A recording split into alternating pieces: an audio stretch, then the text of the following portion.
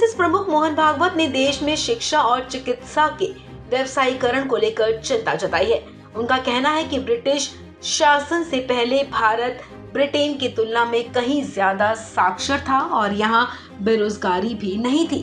दरअसल मोहन भागवत रविवार को हरियाणा के करनाल पहुंचे थे, जहां उन्होंने एक कार्यक्रम के दौरान कहा कि भारत में अंग्रेजों का राज होने से पहले हमारे देश की शिक्षा व्यवस्था में 70% जनसंख्या शिक्षित थी और यहाँ कोई बेरोजगारी नहीं थी। उन्होंने आगे कहा कि उसी समय इंग्लैंड में केवल 17% लोग शिक्षित थे। अंग्रेजों पर भड़के भागवत ने कहा कि अंग्रेजों ने भारत आने के बाद हमारी शिक्षा व्यवस्था यानी कि 70% लोगों को शिक्षित रखने की पद्धति को कबाड़ खाने में डाल दिया। उन्होंने कहा कि हमारी शिक्षा व्यवस्था को अपने यहाँ लागू किया और अपनी शिक्षा व्यवस्था को भारत में ले आए। कि अंग्रेज इस देश पर हावी होने के पहले हमारे देश की शिक्षा व्यवस्था में अपने देश की 70% जनसंख्या साक्षर थी, शिक्षित थी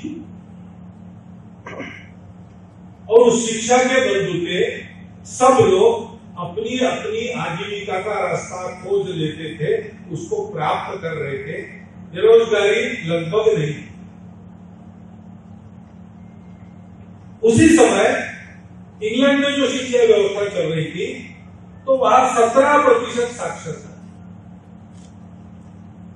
यहां आने के बाद अंग्रेजों ने हमारी उस व्यवस्था को, जो हमारे 70% लोगों को शिक्षित रखती थी,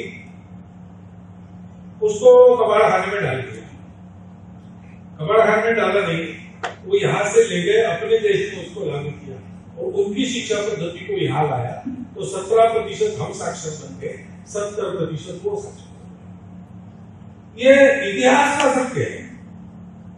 वो व्यवस्था क्या थी? हमारे यहां पर शिक्षक सिखाता, सबको सिखाता, उसमें वर्ण जाति वगैरह भेद नहीं होता।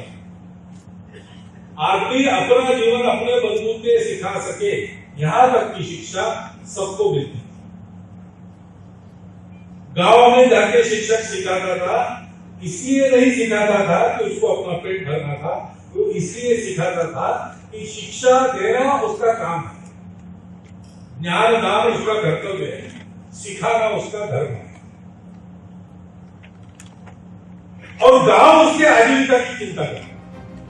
आरएसएस चीफ मोहन भागवत ने आगे कहा कि शिक्षा और स्वास्थ्य दोनों ही हर व्यक्ति की मूलभूत जरूरत है, पर दोनों ही महंगी और दुर्लभ हो रही हैं। उन्होंने कहा कि आज ये दोनों चीजें एक व्यापार की तरह की जा रही हैं। ये जरूरी है कि शिक्षा और स्वास्थ्य हर एक व्यक्ति तक पहुंचनी चाहिए। भागवत ने कहा कि पहले ये चीजें व्यापार के तौर पर नहीं देखी जाती थी। इस खबर में फिलहाल इतना ही। तमाम अपडेट्स के लिए आप बने रहें वन इंडिया हिंदी के साथ।